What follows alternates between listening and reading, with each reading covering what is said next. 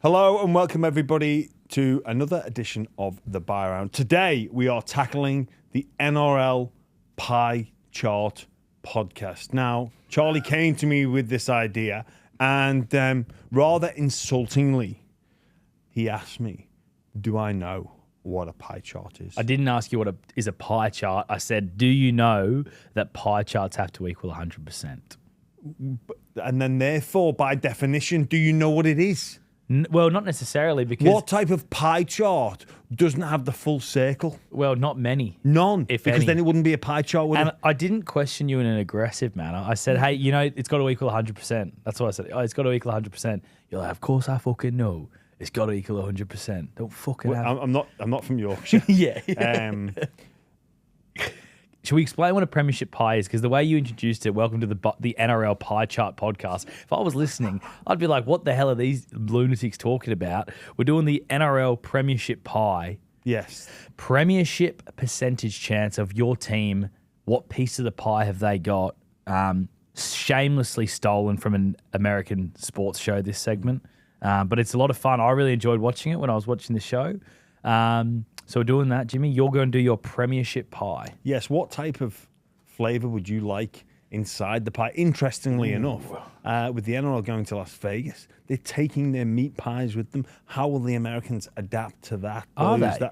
Yes, they're taking Australian-style food. One of those being the meat pie. Obviously, Australians more familiar the pies with fruit as more of a dessert-based culinary option. What's your pie flavour, just quickly? Look, steak and kidney. Steak and kidney. No steak and kidney. What's kidney? That's what I said, did I lie? Steak and kidney. No. I'm a curry pie. I love a curry really? pie. Yeah, I love a curry pie. Also love a shepherd's pie. You know, you mix it in with the mash. It's beautiful. See, I think shepherd's pie have sort of hijacked. I think really to be a genuine pie, you need pastry. And But shepherd's pie has a bottom pastry. Are you talking about the crust on top? No. I'm talking about what shepherd's pie. No, have you had? get a little. You don't. It's the gravy and the Not the necessarily. meat and then the mash but on you top. see, if you lunch canteen back in school days, you go to the canteen. If you got a couple bucks, you know, mate. Sometimes I had to scab money at school at lunchtime to try and like get money. If I spent my money, didn't have enough money to buy a pie, so you try to borrow 20 cents here, 20 cents there, get up to $2. Get yourself a shepherd's pie. They called it a shepherd's pie anyway. Normal pie pastry on the bottom, and then you got a little bit of mash on top. And then you put some tomato sauce on there, mix it all around. It's beautiful. Good on you for at least attempting to source the money to buy, because I would have probably just.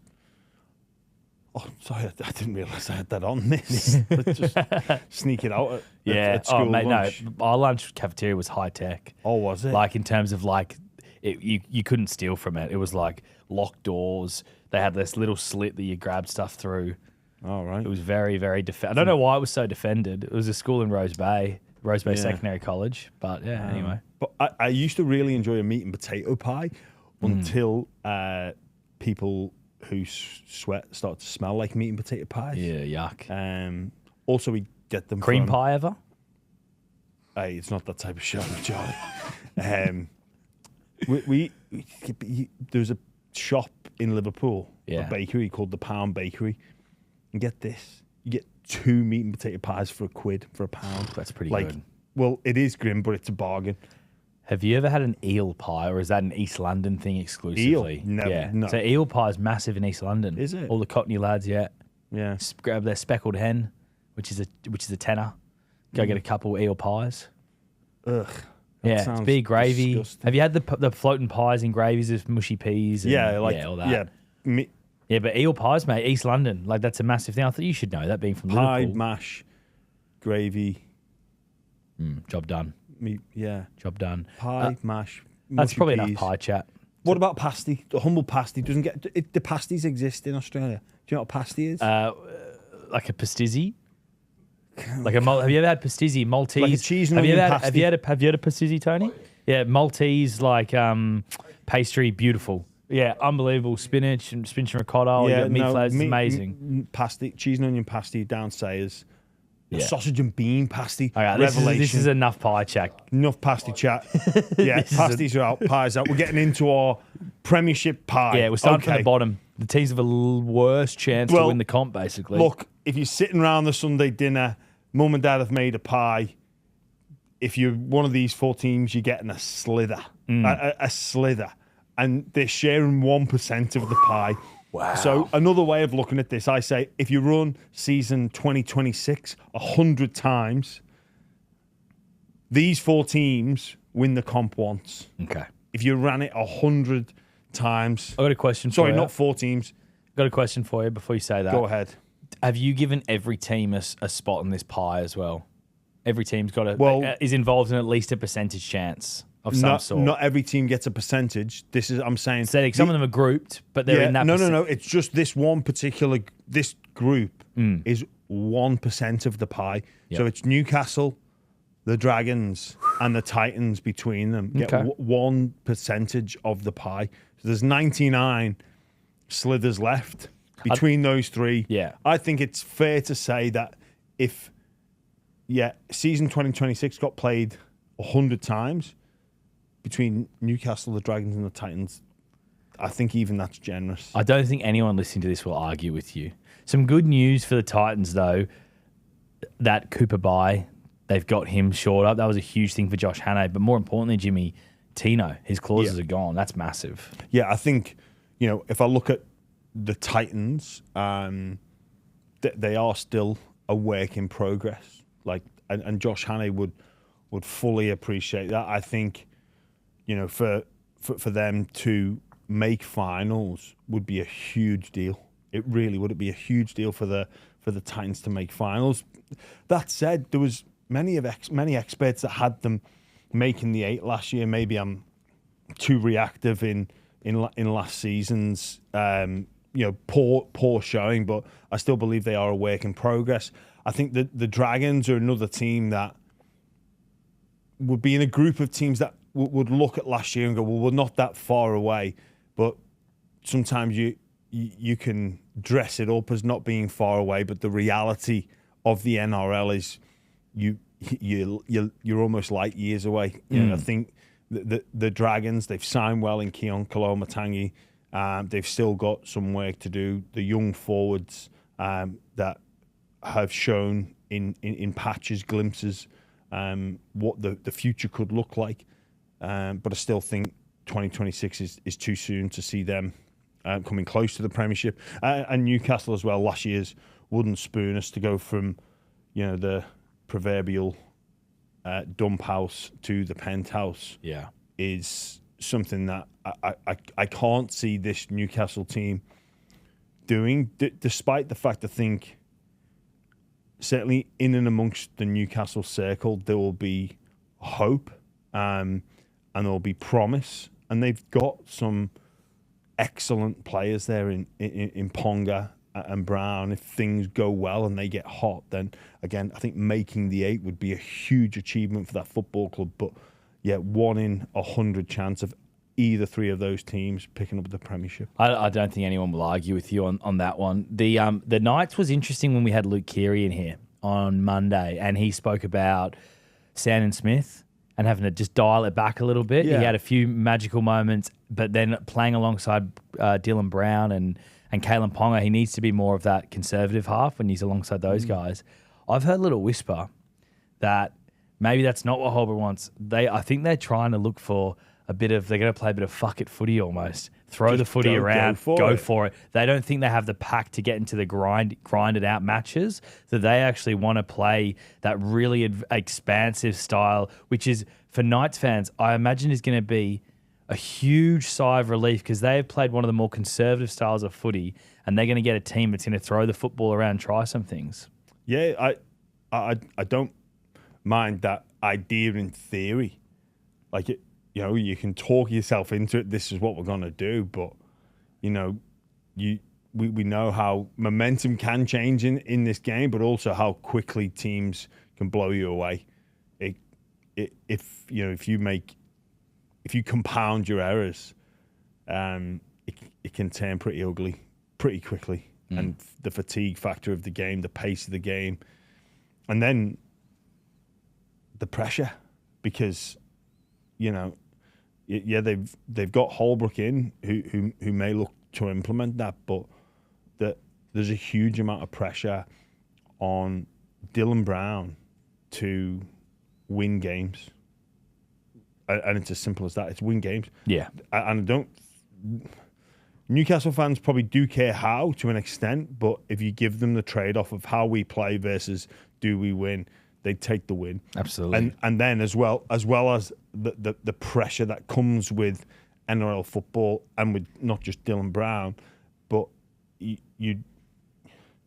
can't look past a guy like Kalen Ponga that, you know, will be in the headlines and his future will be spoken about at length if the Knights aren't winning games. Yeah, definitely. So look, it's a great idea in theory, and you can plan to do that, but when you need wins, maybe the conservative side of it is more likely to yield a result. I think it's going to be interesting to watch that. I'm really interested in the Knights, that first game against the Cowboys in Las Vegas. I can't wait for it. That is going to be a pressure game.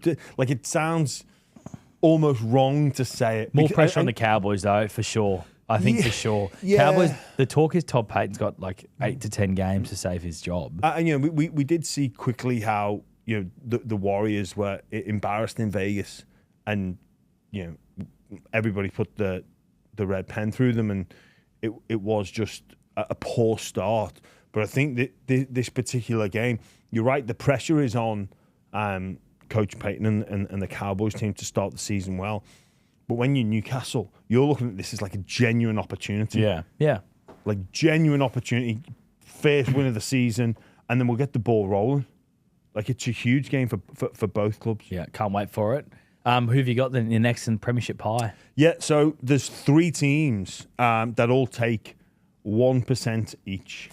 And those teams are the Cowboys, take 1% chance. Oh, what these guys are individually got 1%. Got 1% of the pie. Copy that. You see where I'm going here? Now, so the first 3 teams, they're Sharing collectively a percent. sharing a 1%, Yep. and then each of the next 3 teams all have 1% of the pie. Okay, each. hit me They're with them. all on about equal chances. as it currently stands, and we can talk about the narratives about how those chances increase or decrease. And they are the Cowboys that we've spoken about, a 1 in 100 chance. I've got Manly Seagulls in that mixer as well, and I've also got the Tigers in the mix of 1 in 100 chance.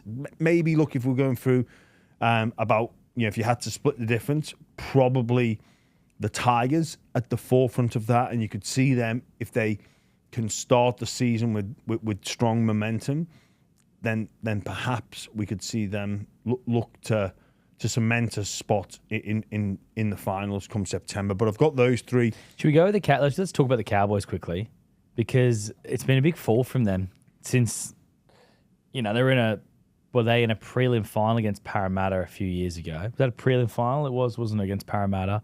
They had good expectations coming in to this year just gone.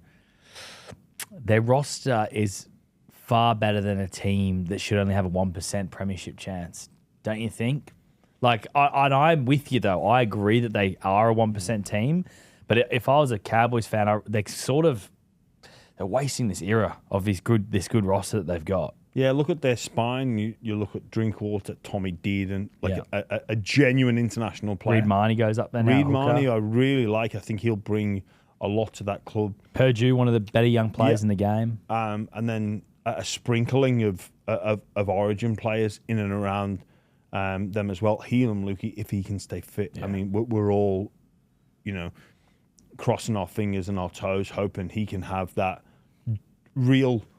I think he's had a breakout year and he's shown what he's capable of doing. But if he gets 22 games, like, that could be all the difference. Yeah. You know how players have like sponsors, you know, and the team sheet comes up at the stadium? We should sponsor Helam Lukey. The buy around, because we've been behind him for years and years and years. And we're behind him again this year. Yeah, we sure are. I think probably some areas of concern for the Cowboys would be the outside backs. You know, they've got Murray Tuolangi, but they probably need someone to to really elevate their game and be that genuine finisher out wide. I think they've got, the halves, if it's Dearden and Clifford, or if it's Dearden and Perdue, or they move Perdue to the centres, they've got some options there. And just like all teams, it's going to be a lot is going to be depending on having their key players fit. But yeah, the Cowboys under pressure to start the season, but based off,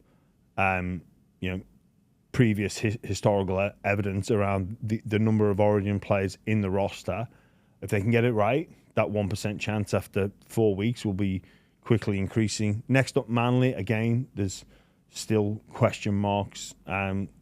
It's around no DCE. Is that going to benefit them? They don't have that distraction anymore. But there still is a number of question marks in and around the Manly Seagulls. And the Tigers probably, like I say, the more optimistic as a pundit I am around the Tigers out of those three teams. Yeah, Manly's interesting. Obviously, DCE going, but you interviewed Tom Trbojevic today at the NRL media launch, and he spoke about the player who's trained the house down, Joey Walsh. Yes, we got a glimpse of him last year. Correct. Didn't we? Yeah, it looked like a very much a raw young talent playing last year, but him training the house down, maybe he sneaks into the halves, because currently you got obviously Luke Brooks and Fogarty. Everyone expects it to be. Does Joey Walsh find himself in there? That would be incredible. It would be, and I guess you could certainly see that happening.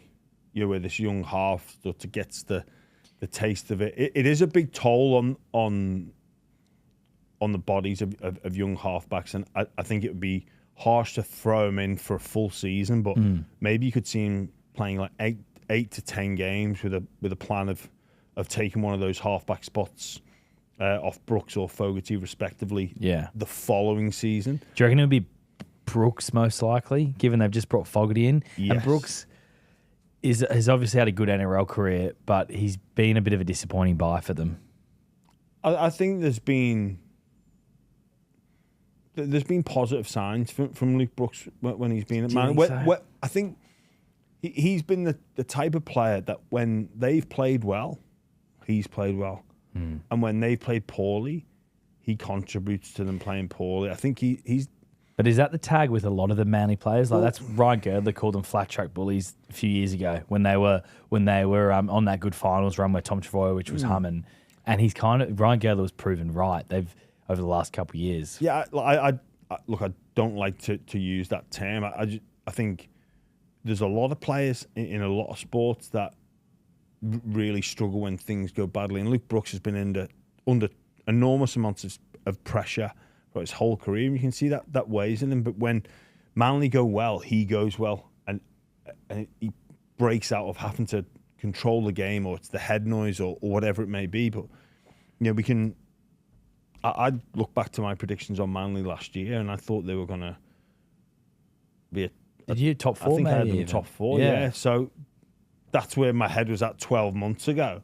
So they, 1 year, how much of a difference does it actually make? Again, it's similar to the Cowboys, where it's not beyond the realms of possibility.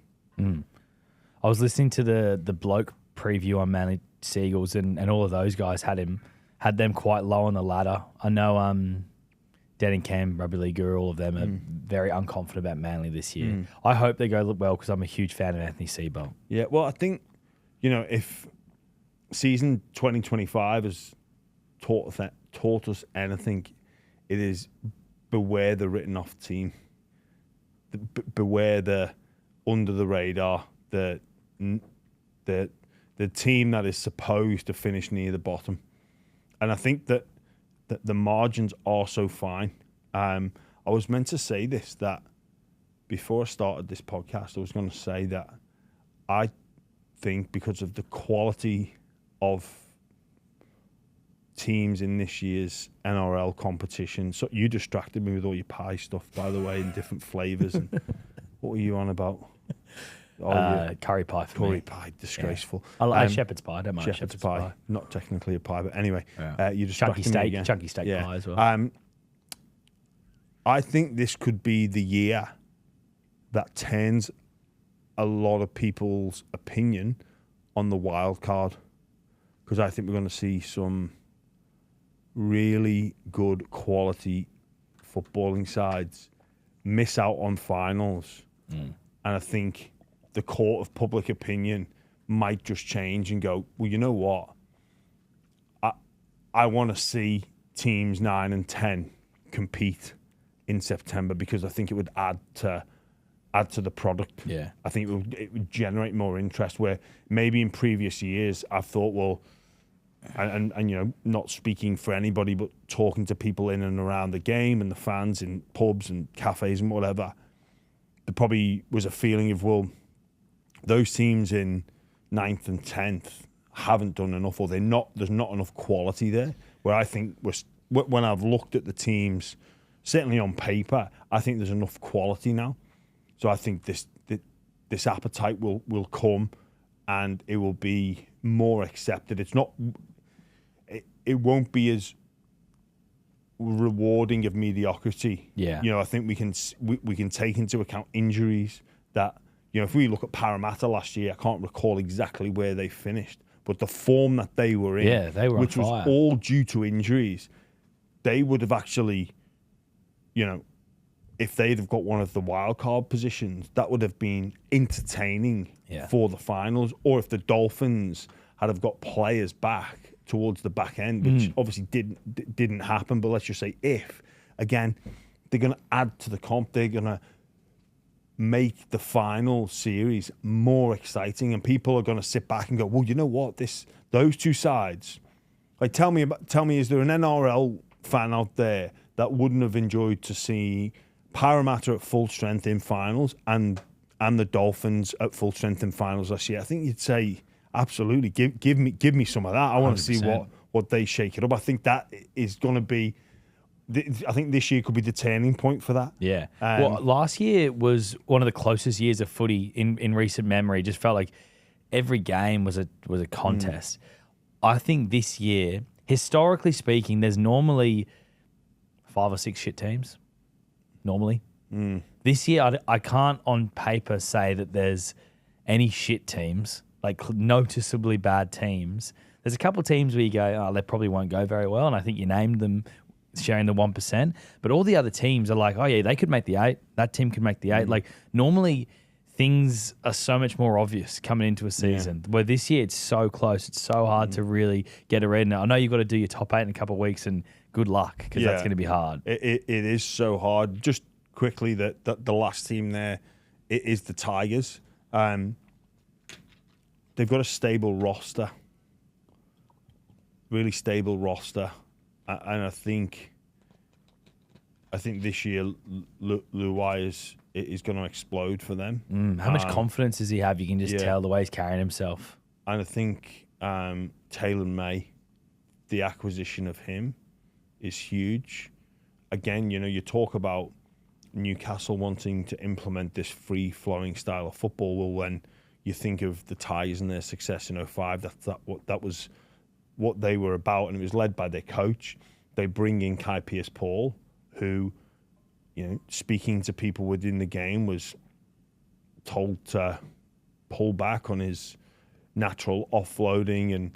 And, you know, Kai Pearce-Paul, when I've watched him at his best, every time he goes into collision, there's something there. There's something there. Yeah, well, Adam there's O'Brien... always, and you know, it was spoken about that he was told not to do that. I think him now coming to the Tigers with the personnel there, I think that's going to be only encouraged. And again, with the potential for momentum for the Tigers, they could get hot. And I think they should get hot, really. Like, at some point during the year, they should get hot. Their team's got enough really high-quality players. Their forward-pack's decent, especially if Terrell May's back to his best. Yeah. I love Samuel Afinu as well. Yeah. Like, they...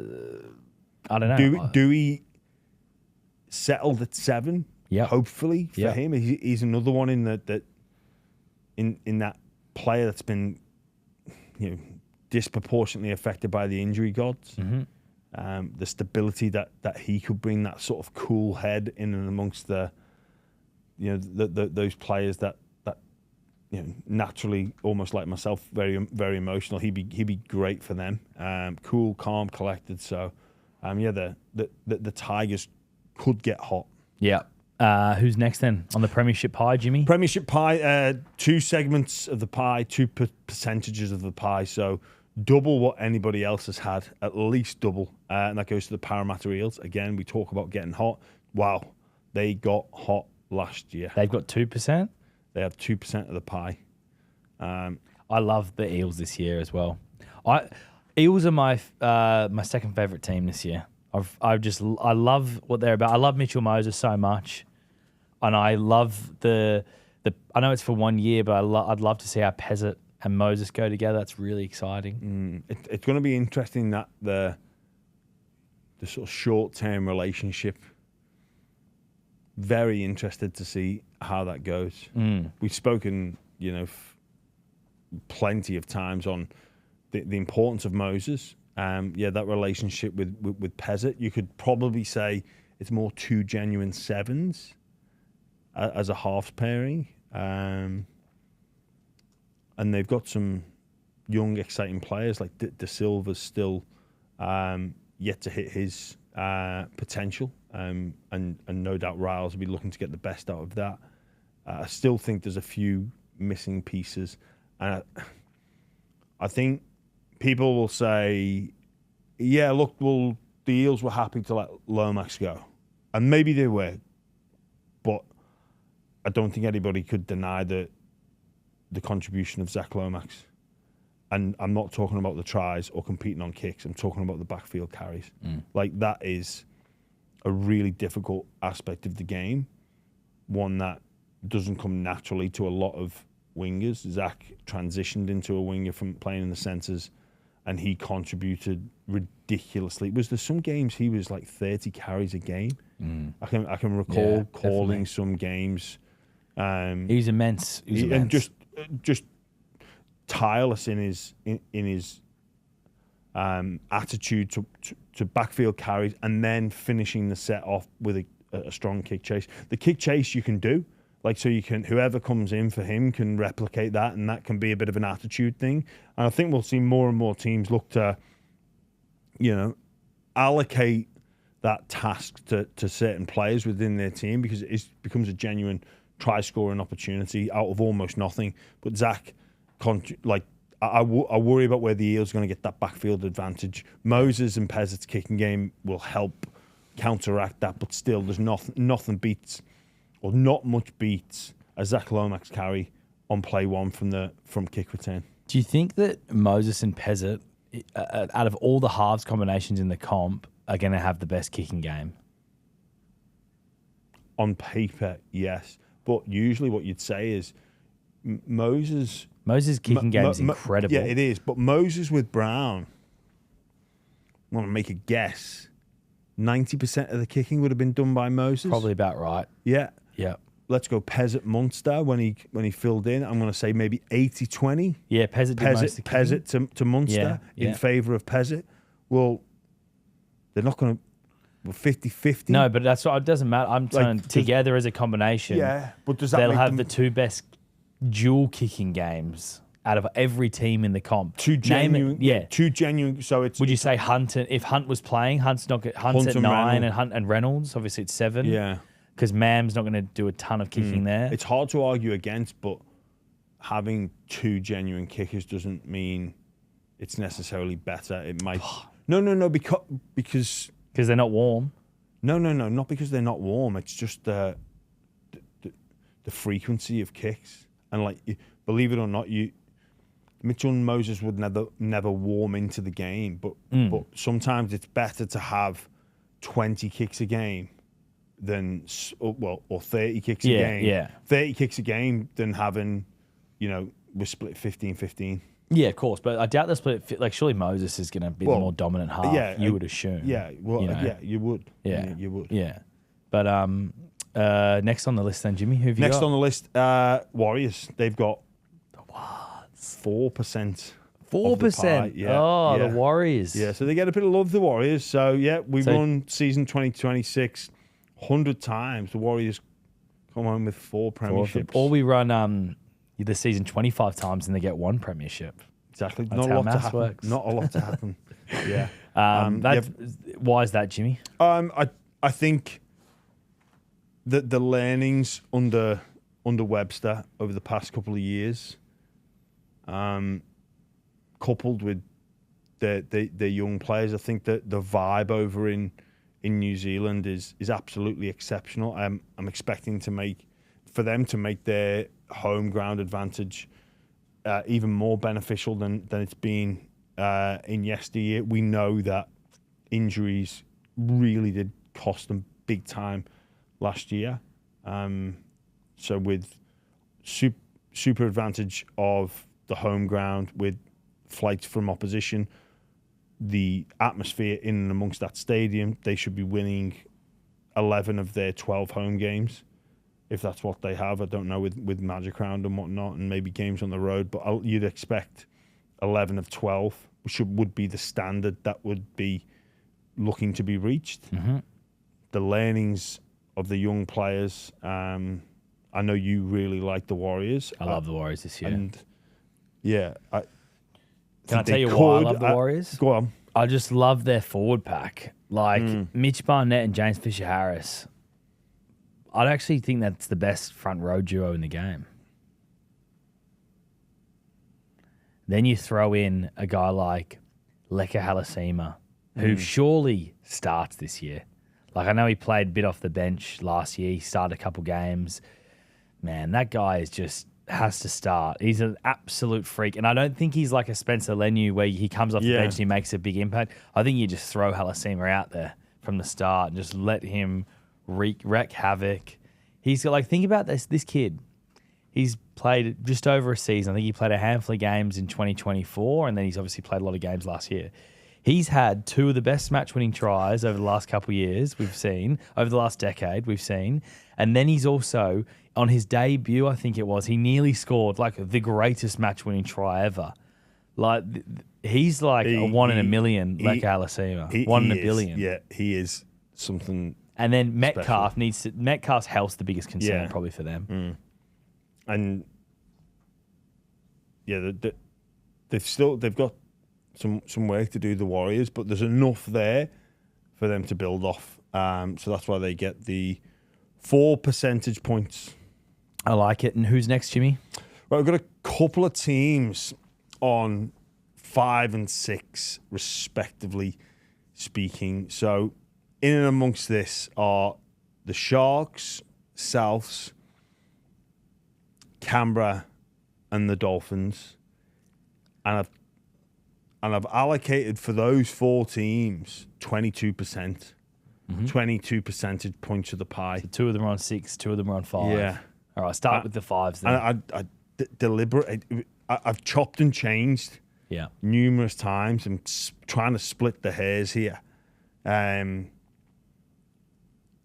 I had to put Souths on 5, and that changed because of Payne Haas coming the following year as it currently stands. What, like they just get a boost internally? Is that no, why? I dropped them you off a dropped point. them? Yeah, okay, right. Because I think naturally players will sort of start to look ahead. Right. And you know, already being touted about as the going into a window. You know, the greatest strength I still think is not any of the players, but it's Wayne Bennett, the environment setter. But I think nature will take over, and they'll sort of recognise that, we are going all in next year. Yeah. And I think there might be a few difficult conversations come up with the tapping on the shoulder and saying, look, I think it might be best you take this deal that's come through from Perth. Yeah. Unfortunately, which is just part of football. It's why they were one of the 6. They went down. Another huge 5. distraction that it could potentially become a distraction is Cody Walker. Now, not signed beyond this year. It doesn't feel like he's thinking retirement, Cody Walker. So that's going to be an issue. Can they afford to keep him? And if they can, what is the price that they're going to give him? Is he going to be happy with that price? There's going to have to be some movement on the cap, because the one thing that I think we didn't talk about on Monday's episode was the people talking about the Koloamatangi money and being available. Koloamatangi, the Dragons have given him $1 million a year, and South couldn't match that price. So now the Koloamatangi's money's available, but yet Payne Haas can get 1.2, 1.3 million. That doesn't add up. No. So there's players that are going to have to make way for Payne to come in. That's just the reality. Yeah, there will be. Yeah. And that's why I think people don't seem to fully understand that yet, but that is 100% going to happen. Players will have to make way. Yeah, well, even if they kept Koloamatangi, I think maybe the offer would have been around 7, 8 they were talking. Yeah, 7, 8. Yeah. I think even looking at that, they would have been like delighted that he stayed, but also knowing that they're going to have to shuffle some or crunch the numbers. And I wonder with Payne's deal is if it's a little bit more back-ended as well, because 2028, they've got 22 players off contract. So they've only got a handful of guys signed for 2028. So they're obviously know that they've got an issue in 27 they're going to sort, but then it becomes, the opportunities for them become a lot greater in terms of how they manage their cap and who they sign, who they keep. A lot of those big names, those expensive names they've got are off the contract. So 2028, they're going to have a ton of cap, South. Yeah, well, like I said on the podcast, one of the best things to happen to South is Perth Bears coming in, because there's some players that would be maybe upgraded by going there. And Wayne has a very, like history will show, he moves players on in the best possible way. Yeah, like he doesn't get much pushback from players, and that comes to the relationship and the respect that Wayne and his players have.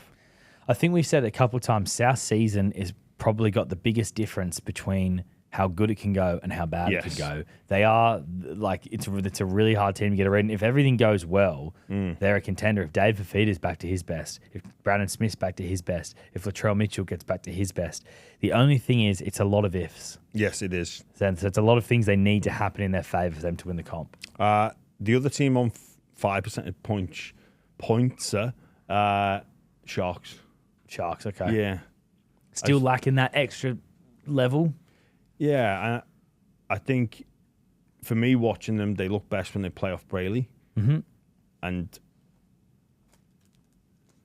I'd like to see them do more of it. Not be one-dimensional by any stretch, but I think they play their best football when Fanua Blake gets a quick play of the ball and then Brayley takes off.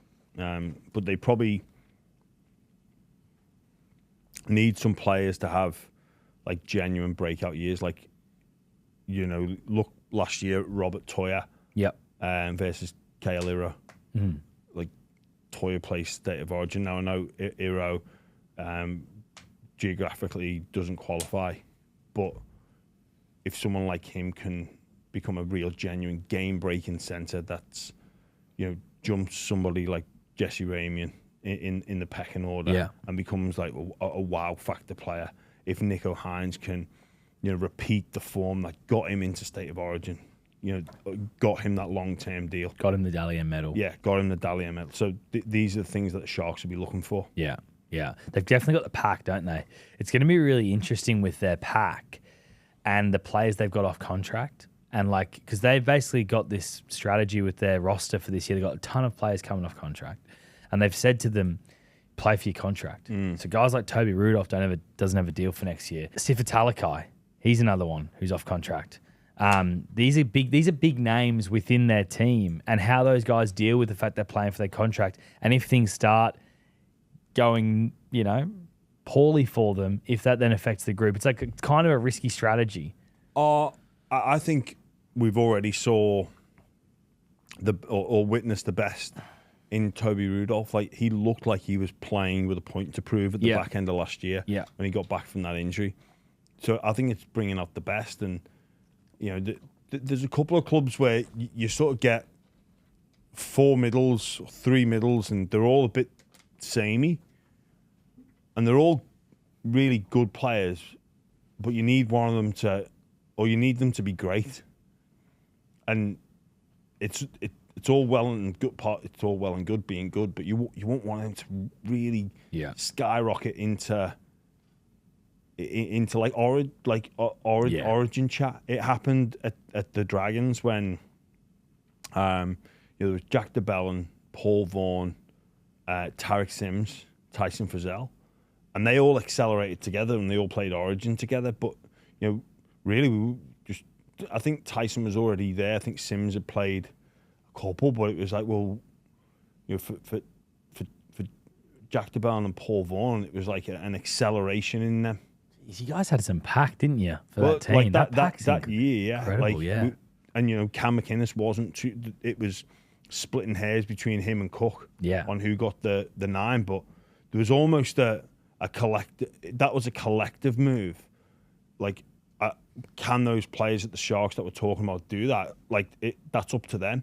But usually what would happen would be one, maybe two breakaway, where some of them, I haven't been in and around the preseason, obviously, but we'll see come trials, like you can see, well, this guy means business here. Yeah. The competition from October, November, December, January, February has been his teammates, and we'll see what this has brought out in them. Yeah. Like, has that happened? I don't know. Only time will tell. Yeah. And Fitzgibbon's one of the best coaches in the game. And Fitzgibbon's smart enough to know that mentality of, it's Rudolph v. Hamlin Welly. Yeah. It's Colquhoun is locked in, but or it's Kafusi. Yeah. Like what are you going to bring when Toby brings it? Yeah. If you think about it, in that team, Fanua Blake probably gets picked for Origin if he's eligible. Same Ronaldo Mulatalo. I mean, he was picked for Origin in the past. He's probably definitely in consideration for Origin. Then Blake Brayley, depending on what sort of hooker New South Wales want, will have a sniff for sure. He's part of the Kangaroo squad. Then outside of those three, there's maybe Britt Nickera if he was eligible. Would he be an Origin player? Again, if he was to... Depends, I guess. Like Queensland, maybe he'd be a chance. Probably not New South Wales. For you look, there's some. It is a stacked back row, but Nickera again. Like if Sharks are going all well together, and they're consistent. Some of the biggest issues last year were they play the game of their life against Melbourne at home, and then go and lose to part-timers from the Roosters during Origin. Yeah. And you're like, well, I don't know if you can turn it on and off. Yeah. As willy-nilly as that. Yeah. Well, 5%, mate. That's what's, one every 20 seasons. If we simulate there a chance. Who's next then? Well, like I said, we got Dolphins and Canberra. Both on 6%. Both on 6. Dolphins are your, I guess, smoke. They're almost not a smoke anymore because now so many people are talking about them. You were with Tom Gilbert today. He looks in fine shape as well, just quietly. Chiseled. He looks chiseled. He does look like...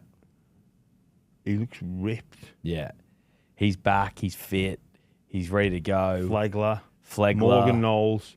So tell us a bit about Morgan Knowles for those that don't, because obviously I haven't watched much Super League, so I don't know a ton about him. So he'd be... when I went back and played 2020, he was there and he was the leader of our pack.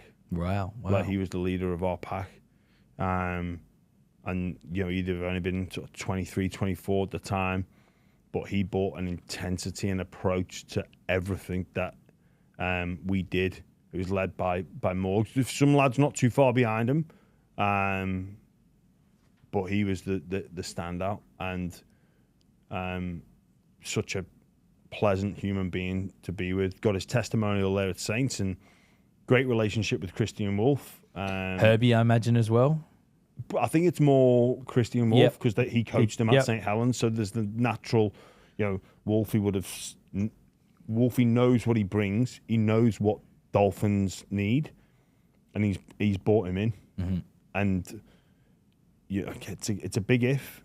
Him, Flegler, Gilbert, Plath, to name but 4. I'm forgetting a number of their forwards that they have as well that bring. Yeah. Well, even Oren Keeley is a good shout. Like, they've got some unbelievable players. Kafusi. Kafusi's still there, isn't he? Yeah. Marshall King off the back. Daniel Saifidi. Yes, yeah. So look, they've got. They're stacked. Yeah, but yeah. Morgan's going to bring plenty of intensity. It was interesting watching him in the Ashes. He led the line speed for England, and he races to contact. Yeah, and he's not necessarily the biggest player in the world, but he's one of those players. He goes after people, and he goes to hurt them. Wow, and he can hurt people as well. Yeah. Selwyn Cobbo, another big addition for them as well. Yeah, well, look at their back line of Farnworth, Avarillo, Cobbo, Asako, Hammer. Didn't Bostock. even mention Bostock. Yeah, I was going to say, I hadn't mentioned Bostock there. They've got competition for spaces. Yeah. They've got a tough forward pack. They've got not just the best young seven, but in my opinion, the best seven last year. Mm-hmm. On form. In performance. Yeah. I think he was the best number 7 to watch and play NRL last season. Like, if the stars align, it can be pretty dangerous. Let's not forget, they started the season 0-4. They had the floods there. Like, they had an awful start. But I can remember talk being around, Wolves' tenure in NRL not lasting half a season. When are they going to get their first win? What a turnaround that was. Yeah, absolutely. The Raiders. Yeah, the Raiders got 6 percentage points on the pie. I say that because I think they were incredible last year. I think, unfortunately for the Raiders, the final series was so good. It's took away some of the gloss from the achievements of the Canberra Raiders in the minor premiership last year. Like, it has taken away. I think we look at what it meant in terms of consistency to be first past the post. I look back at their year and think that huge win that they had almost on the buzzer against the Sharks down in the nation's capital. I thought that was the springboard for their season. Obviously, playing in Las Vegas, being together, I think they got collectively they're being their bonnet around what was being spoken about, and it was Ricky tapped into that us against the world. No one's tipping us, but also look, they're trying to make this mountain out of a molehill. They probably don't have that narrative happen just as of yet. I reckon they're still getting written off a little bit though. Like, the odds on Ladbrokes like $20 to win the comp. Yeah, well, they're being getting pulled back into the field. Yeah, but that's pretty disrespectful to a team that what I'm saying is Ricky Stewart can spin that narrative because it's pretty disrespectful. You just won the minor premiership. You lose one player, and your odds skyrocket to $20 to win the comp when you were a bee stick away from beating the team that won the competition in week 1 of finals as well. Well, I think that has the potential to be their very downfall, Charlie. Just because of how good they were last year, and they should have beat Brisbane, mate. They did beat them. Yeah. They had that game won. On multiple occasions. It wasn't just once, it was twice. And they had the feeling of winning on 2 occasions as well. They had that game won, mate. Yeah. They had it won. And, hey, look, that's sport. That's why we love it. That's what keeps us tuned in till the buzzer. You think back to that, innocent-looking effort play to charge down a Reece Walsh 2-point field goal, 2-point field goal attempt. You'd be almost better letting them get it away. They couldn't ice the moments. They had a few moments. I remember they went down the short side. Yeah. And all they had to do was take one to the middle and slot a fit. There's so... And you just wonder how much that will be on the mind. And also, look, that messaging of being disrespected year on year, I think that's the narrative for last year. I think they need a different narrative this year. I think the narrative this year should be, look what you're capable. This is what you're capable of, as opposed to everyone's trying to write you off. Because I reckon that could probably wear a little bit thin. It's like, I think you got to evolve from that and say, this is what we're capable of. Yeah, like we proved what we're capable of. Boys, we should have won the grand final. We didn't. let's go and do it. Like, or words to that effect. I was speaking to some Raiders fans. I was at the Ricky Stewart Charity Autism Foundation charity lunch last Friday. I was speaking to a few Raiders fans, and they're actually not that bothered about losing Fogarty. The perception from Raiders fans is that Fogarty, in big moments, in clutch moments, isn't the kind of half that handles that, that really dominates those clutch moments. And they're actually not that disappointed about losing him. So I like Fogarty. I thought he was good for them. Yeah, I think Raiders fans feel like at moments during his career at the Raiders, he hasn't handled the big moments amazingly well. Maybe that's fair. I don't know. I've always liked what he brought. But Sanders comes in next on the release. Jimmy.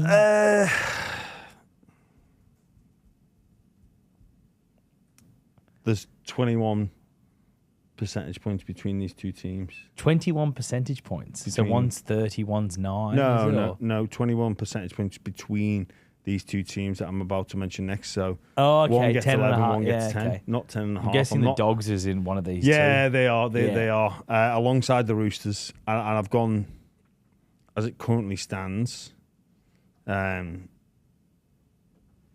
put the Roosters 1 point ahead. I think that is good, and I'm glad you're being realistic as well. And you've taken the Dogs cab off for this list. But I'm also thinking, when people go, "Oh, you're biased," am I trying to be too non-biased here? Do you know what I mean? Am I taking the piss? Because I think 10% for the Dogs is fair. I think that's good. I think it's a good sign of growth in you as a character that you're prepared to not be so biased for the Bulldogs. So it's good to see. No, I think I'm positive discrimination. Okay. But you're being discriminated for being positive about your team? Yeah. No. You're creating a narrative of, we're a chance, but we're not too much of a chance. Well, I just don't want to be... Keeping because I know people are going to lay into me and you. Well, I think 10%. 10%'s good. Right. Yeah. So, why do they have a 10% chance? Maybe personally, I think they should be a bit higher, but I don't want to say it because I can't be bothered dealing with you. Yeah, good. Yeah. I'm glad I'm weighing you out. Yeah, it's good. 10% chance though. Good chance to win the comp. What do you like about them this year? Is it the defense again? Well, yeah. Look, defense is the hardest part of the game. They were one of the most difficult teams to break down. The learning curve of year 1 under Seraldo, very difficult. Year 2, week 1 of the finals. Year 3, we finished in the top 4. We got a real taste of what it's actually like. And I think back to that game against Melbourne, they should have won. The game against Penrith, it just got a bit much. Had a decision gone their way, it's maybe a little bit different. They showed glimpses of what they were capable of. And then obviously the restructure of the spine isn't a restructure. I'm expecting to see, it's my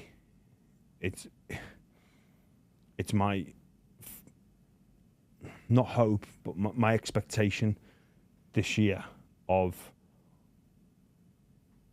that attack looking a bit more clinical and a bit more polished. Well, Lockie Galvin definitely brings flair, doesn't he? Yeah. And he's a creator. He's a creator. He's got that ball playing ability where he can just make something happen out of nowhere. Yeah. That's my expectation. And it's high expectation, but that's what comes with it. And I expect big things from him. Like, I know he's a teenager, but based off what I've seen, I'm expecting big things. And also the people that brought him in, I trust. Yeah. Like, I'm excited about the level of expectation. And he could shoot the lights out. Well, mate, he's an upgrade on what you guys had to start last year. As harsh as that may sound, I think it is. Yeah. Long term over Toby Sexton, like with all due respect to Toby Sexton, Toby Sexton was very good when he played his role, and you guys went very well with him there. I think you should have brought Lockie Galvin in during the off season, but the way the cards were dealt, you couldn't. The 10% though, 10% I like. What are your worries then? Because I played a game on a podcast recently with Wade Graham and Aaron Woods, and we went through every forward pack, every front row pack in the competition, and they had about 12 teams ahead of the Dogs for front row. Is that probably the biggest concern for the Dogs? It was identified as they need that leader, and they got him in. Leo Thompson. Yeah, and I'd go. it the way the Dogs play with their defence and their pack is very different than what most of the teams play. So, as much as you'd love to have a guy like Payne Haas in that team, it's not that style that they play with. If that makes sense, like they require a tremendous amount of effort and detail from their middle forwards. A tremendous amount. It is. It's the front rowers don't look back. Don't come into training on a review day and look at their carries and their meters. What do they look at? They're moving in defensive movements. Yeah, that's what they value there. Yeah, and it's not gonna win you a Dally M Prop of the Year award. Yeah, it really isn't. Yeah. And then I would caveat that, it's Leo Thompson, an international, Max King, a State of Origin player. I think, and we're not going former Origin player. We're talking about last year here. And then look at the blokes outside them. Kickow and Preston. Yeah. We were just talking about front row. Yeah, in I that know. hypothetical. I know. Yeah. But yeah, Kickow and Preston. Preston not signed yet, is he? Beyond next year. I'm not 100% sure. Yeah, I think that's an interesting one. Like whether they want to lock him down, Jacob Preston. Oh my goodness me! I'll double check that while this podcast going on. Definitely. Who's next in your list? Next in the list, I said the Roosters. They're the 21 points. They got the 11%. Yeah, they got the 11%, slightly ahead of the Dogs, and this is a reputation of that football club. The talk of the 1 year window. I still think I'm still not convinced on Cherry Evans, but again, I look at the people that have made that decision, and they know more than me. And you've got to assume that they've calculated this to the nth degree, that this push to get DCE with the mess all the mess that was created, both him and the Roosters Football Club know that this is this 1 year window that we're talking about, and obviously that we got a glimpse, or we got to show, we got to witness rather, some of the young forwards. I compare the DCE before a ball's being kicked. Let's look at some past recent history of Roosters transfer activity, and some were out of their control, some got to the end of their career. But Terrell May, that everybody was like, what are you doing? Why would you get rid of him? And, you do question those decision makers. And how did Coach Robinson let May go? It doesn't make sense. Like, he was so good for them last year, and then this isn't to say Terrell May didn't go on and have a brilliant season at the Tigers, but what he was bringing to the Roosters, it wasn't needed, and they had some young forwards. Well, Nafahu White came in and was unbelievable. Exactly. Yeah, and they're different style of middle forwards. Yeah, and maybe obviously they were looking for a different direction, and then you look at Sandon Smith, Havala, and Sam Walker. You think, well, that Walker's team, that's enough. They obviously see something. They see a gap there that a really experienced halfback like DCE takes over. You know what's interesting with Savala? He's been training like everywhere apparently for the Roosters, like training a bit in the back row. Like they're trying him in all sorts of positions. So he might be the utility for them as part of the 6-man bench for the season, Savala, where they can plug him in the back row. They can maybe plug him at centre if something happens. They plug him in the halves, obviously, if anyone happens to any of the halves. But the thing is, though, Charlie, I don't know if that's needed with this new 6-man bench. Yeah.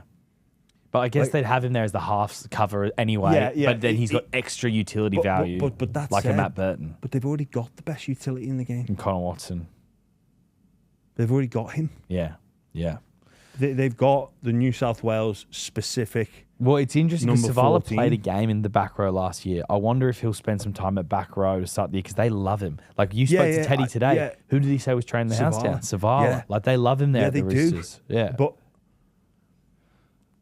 you can't take over from Connor Watson as you're 14. No, but I reckon you might see Savala used perhaps in the back row, perhaps, off the bench in certain ways as well. And he'd definitely be carried on the 6-man bench anyway as the half replacement. But I don't be surprised if Savala spends time at back row this year. Victor Radley's missing for the start of the season. Maybe 6 games, I think he misses. Maybe he'll play lock. Well, I think Connor Watson might play lock. Connor Watson lock, and then Havala as you. Yeah, or you go Nafahu Wide. They've used Nafahu Wide at lock as well, and just gone 3 big bodies. Because the back row for them is obviously interesting. You got Angus Crichton on one side of the back row, and then who gets the other back row? Siwa Wong, maybe. Siwa Wong, yeah. Nat Butcher, maybe. Yeah. Like, they've got options. Yeah, they've got options. Yeah. But yeah, they get 11 percentage points. So 3 teams left. And what percentages do we have left as a whole, Jimmy? If as a whole, let me do some quick mathematics. I'm pretty quick at maths, mate. 47%. 47% left, split amongst 3 teams. Split amongst 3. We're missing the Bronx, we're missing the Panthers, and we are missing the Storm. We are. Who's first up? So, first off, in the least amount of percentage points for the final 3 is the Brisbane Broncos. The Payne Haas news. Did it affect your pie chart? Massively affected the pie chart, Charlie. Massively. In fact, this is draft number 2 because I had this figured out. And then the news broke on Sunday, and I thought, oh, well, that changes things significantly. Yeah. I don't think the impact of the Payne Haas news can be underestimated. For me, Brisbane went from joint favourites with the Panthers. Didn't have much between them. That's what it was. They were split, and now they've completely dropped technically 2 places. Yeah, wow. And I just don't think this can be underestimated. Yeah. I think this is going to be the story of the year, and it is just going to be. It's going to be spoken about each and every week, whether you like it or you don't. As soon as Brisbane lose a game, it's going to be spoken about. Yeah, and it's going to wear thin, and it's going to affect the dressing room. Almost, it has the potential to be a whose side are you on? I'm a bit nervous us recording this on middle of the week, and this is dropping on Sunday. By the time this comes out, Jimmy, it will have been a week. There'll be 3 days left for the backflip. Bunnies fans, they're nervous. Like, there was this initial peak of like joy. Yeah. Now, for some reason, the paranoia is set in. It's 10 days, mate, and you know everyone is oh. Like, it's brilliant being a sports fan. Yeah. Like, 10 days is a long time. You can just imagine how many times Bunnies fans have refreshed the NRL app or refreshed like Google NRL, Google and Payne Haas. Oh, like constant. Like Twitter, Payne Haas. Yeah. Just, yeah. Because even today, and this news might have all dated by now. Yeah. Feel free to skip through if it has. Danny Wilder broke the story that the Broncos lowballed him. Yeah, that's bollocks. Like, I'm sure it's true 100%. He's been told that. Like, that's a version of events that he's been told by someone that's true. I believe it might be a little cover-up job to try from potentially someone in Michael Maguire's camp. I'm not having that. Yeah, to try and make it seem like it is an executive issue that they lowballed him. My understanding is it's the opposite of that, and it's a Michael Maguire issue. Well, I don't think you need Colombo on the case to figure out what's happened there. And again, you don't need Colombo to figure out the potential ramifications. Let's look at the start of the season for the Brisbane Broncos. Go over to north of England, play Hull KR on a Thursday evening local time, which is a Friday here. That is 2 weeks before they play, 15 days before they take on the Penrith Panthers, I think, or maybe 14 days before they take on the Penrith Panthers, which is a huge game. Huge game. And look, it's a blockbuster. But look,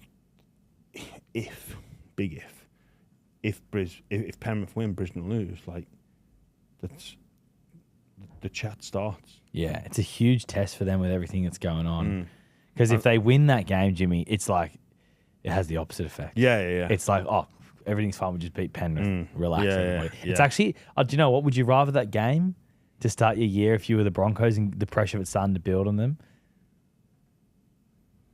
Ooh. As a player, you're like, we can beat these guys. We can shut the noise up now.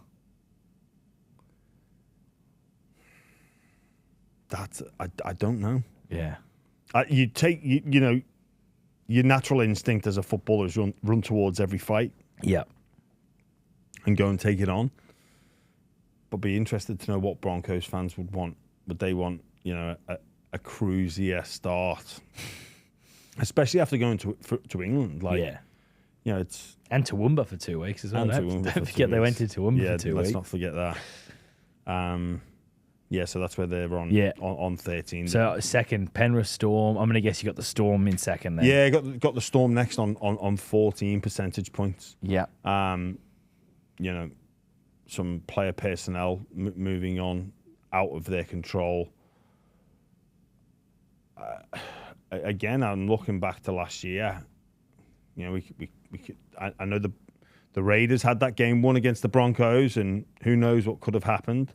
Storm had the game won against the Broncos as well, and Kamikamica, like, he thought he'd scored, and if that try goes over, then they romp home. Storm didn't score a point that second half, did they? No.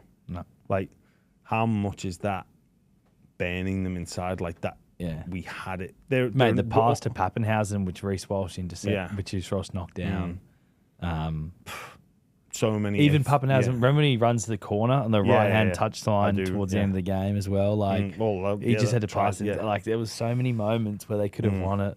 Yeah, and losing Katoa is huge as well. That little combination that he had on that right edge was sensational. And Jack Hetherington's been going well at the Storm as well, by all accounts. Yeah, he'll add to their middle punch. If Bellamy can turn Jack Hetherington into an elite NRL player. I've always liked Jack. I know, but I know. It's one of the most mind-boggling things when I saw him like at Newcastle and the Dogs, being like 18th man, 19th man, or playing Reggie's. I'm like, what are you doing? Yeah, like he would. I'm trying to put myself in the shoes of the player in the opposition. If I saw Jack Hetherington's 18th man, I'm just secretly get in there, get in. He is a handful. Like, he's got so much potential. He could be, and he will be featuring on the Buys of the Year show. I think he is just this diamond in the rough that is waiting to come out. He's shown so much. Yeah, he's so aggressive. Yeah, you can't really teach that. You can't coach aggression. No. You got to dial it down, maybe. He could join a long list of Melbourne Storm players that have gone there and their career's been just given a huge skyrocket. Elias Katoa in recent memories won. He was at the Warriors. Yeah. He showed flashes at the Warriors. He had good games, but he was sort of on the scrap heap by the time the Storm picked him up. Even Josh King as well. Yeah. Like, he was at Newcastle. No one was really talking much about him. And I think Hetherington's got more about him than all of those players that you mentioned. Yeah, that's really interesting.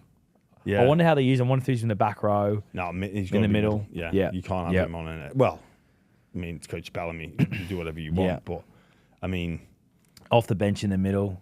Fireworks. They got a good pack. Yeah. But that's why Melbourne are there. There's obviously the replacement at one. There's still Farlongo, we expect. Yeah, we expect. So, I guess a bit of wait and see. Yeah. You know, can his body hold up to the demands? I know he's had a not a great injury record. Yeah, bad hammy last year. But yeah, we'll see. Number one then, Jimmy, the Penrith Panthers. 20 percentage points, which adds up to 100 in total. So a big gap. Yeah, well, beware the wounded. Beware of the wounded. And I think Penrith now, they're probably going to be a bit more accustomed to playing a CommBank. I think last year was beyond strange and didn't quite click for whatever reason. They were never that bad, but they found themselves near the bottom.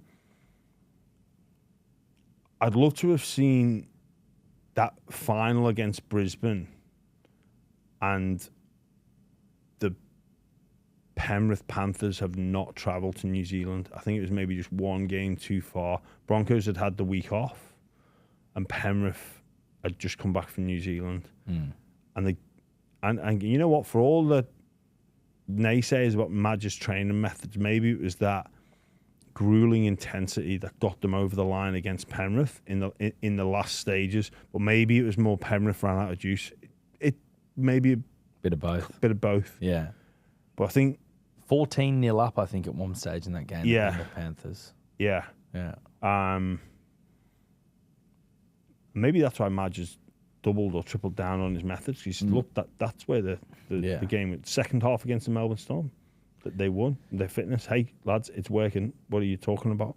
Anyway, we sidetracked, but yeah, I think Penrith Panthers motivated to get back on the horse, wounded what could and should have been. It could have been 5 in a row. Yep. 6 grand finals. It would have been in a row. 5 premierships in a row. And also the fact that they're the most. They had a blip last year, but the most consistent team, and I think they're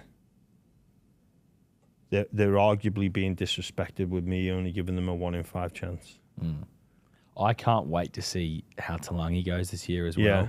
Nathan Cleary is possibly the most humble superstar of a game I've ever seen in my life. He did an interview with Josh Mansour recently on his podcast Unscripted.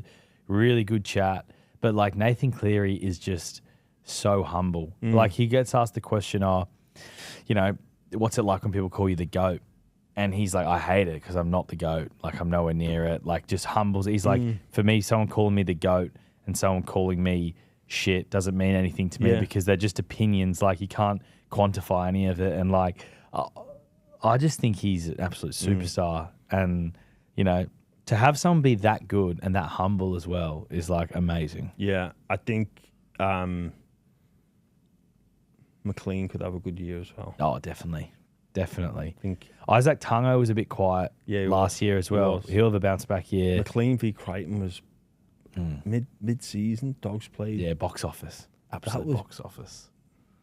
Very rarely would I say that the best battle on the field was between two centres, but it actually was. Yeah. It doesn't happen all that often these days, the sort of like the centre matchup, but that was tasty, man. That was awesome. Yeah. Leota back strong. Isaiah Yeo still got plenty in the tank.